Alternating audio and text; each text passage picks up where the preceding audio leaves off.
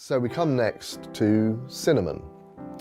It's a member of the laurel family, and this one is the medicinal variety, Cinnamomum zeylanicum, which actually means from Ceylon or Sri Lanka, the old name for Sri Lanka. Also known as Cinnamomum verum, which means true, the true cinnamon. There is another species in use commercially for food flavouring, for example, and that's Cinnamomum cassia.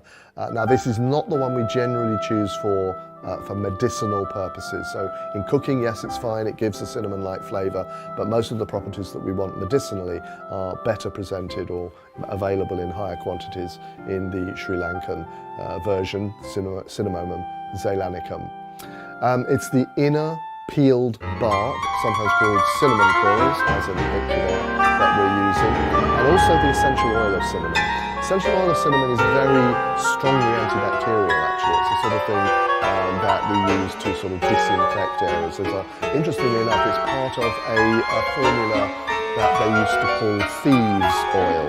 And this dates back to the plague, when thieves would go around robbing bodies of their valuables, their jewellery, etc. And in order to protect themselves from the pestilence of the plague, they had this blend of oils that they got from the East, from exotic oils that they blend together. Cinnamon was one of these. So it's very, very strongly protective against all kinds of microbes, including viruses, actually.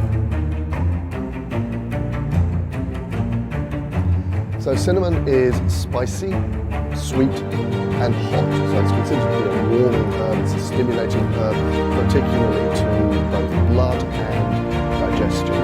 It's also considered to be nourishing, obviously we use it in food production, but that heat, that digestive enhancing heat, if you like, helps the flow of nourishment in the body. It has a very high essential oil content, up to 4% in the bark of the tree. And also found in the chemistry of the plant, phenolic compounds, which as they tend to have microbial properties, tannins, cinzelanin, cinzelanol, and cumin as well. Cumin has a blood thinning property, so anything that moves the blood, improves its quality, improves the way in which it's able to nourish the tissues of the body. Cinnamon is a really, really important herb from this point of view. So we would call it a digestive content, stimulating, aromatic, warming, slightly diaphoretic, so this means help with sweating and maybe causing you to break sweating. It redistributes stuck energy in the body, so it will equalise it and send out the periphery, and by that same token, skin. So very, very good. Also, blood sugar regulation